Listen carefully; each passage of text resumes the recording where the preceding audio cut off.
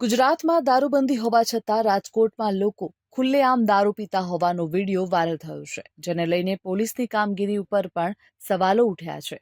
ગાંધીના ગુજરાતમાં દારૂબંધીનો કાયદો બનાવવામાં આવ્યો છે, પણ તે માત્ર ને માત્ર કાગળ પર જ રહી ગયો હોય એમ લાગી રહ્યું છે.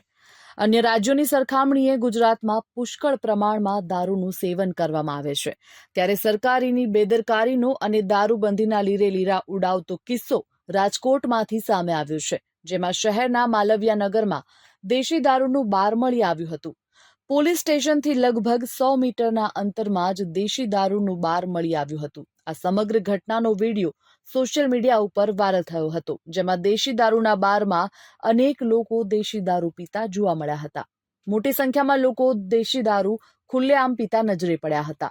ત્યારે પોલીસ સ્ટેશન નજીક જ બાર ચાલતો હોવાને લઈને પોલીસની બેદરકારી સામે આવી છે અને પોલીસની કામગીરી ઉપર પણ સવાલો ઉઠ્યા છે.